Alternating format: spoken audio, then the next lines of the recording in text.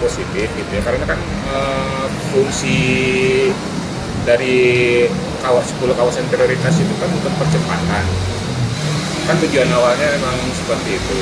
Dan memang kalau kita berbicara positif negatif sih, ada positif selalu ada negatifnya gitu. Positifnya, badan otorita yang dibentuk yang nantinya akan membawa di 10 kawasan destinasi ini, yang pertama ada yang dicoba di Toba itu langsung dari presiden. Jadi akan lebih didengar oleh daerah kalau itu garis komandonya itu langsung dari presiden.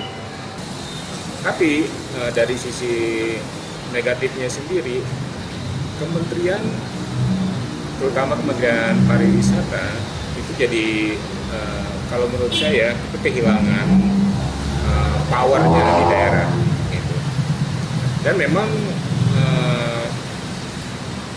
Kementerian Pariwisata sendiri menghadapi banyak kesulitan pada saat melakukan pengembangan pariwisata, terutama untuk destinasi-destinasi yang dimana sebuah destinasi tersebut ada di beberapa kabupaten.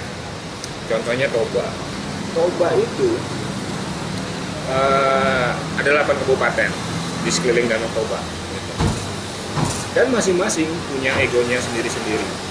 Sejak 2010, Kementerian Pariwisata dengan program DMO-nya, Destination Management Organization, itu cuma berhasil mengkolaborasikan 3 kabupaten sampai sekarang. Sedangkan yang 5 kabupatennya itu masih belum. Jadi karena mereka merasa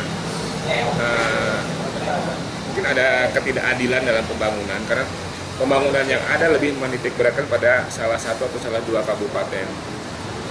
Dan itu yang menyulitkan pemerintah akhirnya untuk mengintegrasikan daerah-daerah yang ada di sekeliling Danau Toba.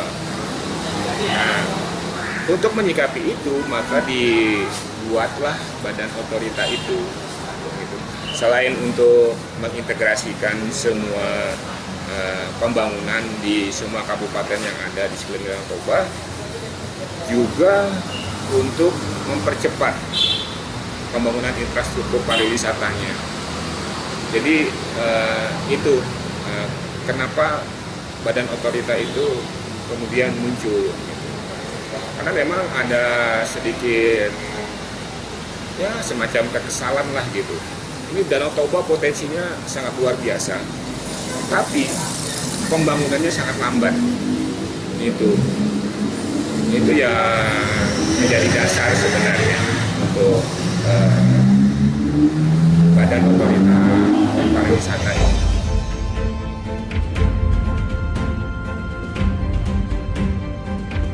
Di era otonomi seperti sekarang ini memang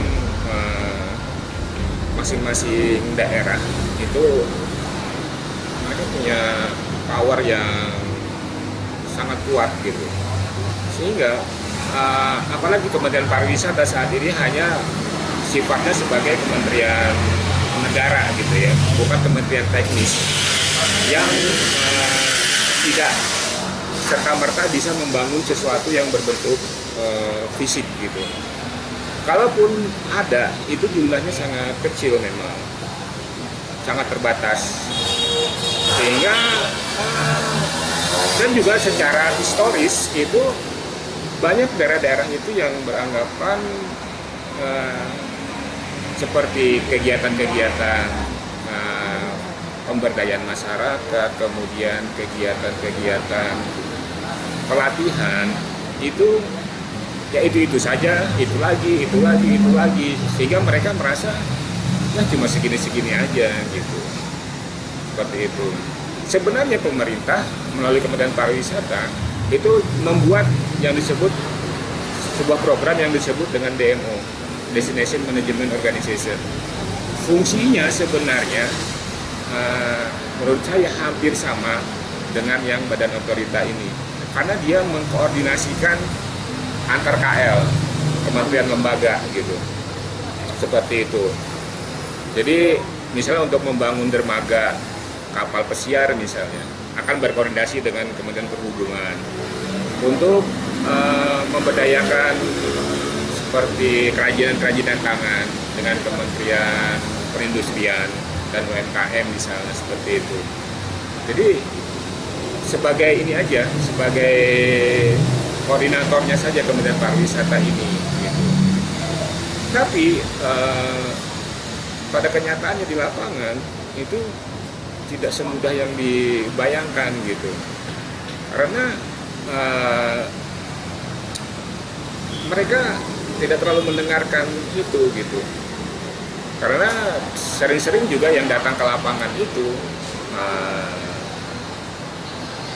tingkat pejabat yang datang itu juga ya kebanyakan eselon 3 lah maksimal yang datang ke sana, sehingga juga kurang didengar gitu. Menteri sih datang sekali-sekali kalau ada acara besar gitu. Sehingga akhirnya stuck di situ aja pembangunan itu.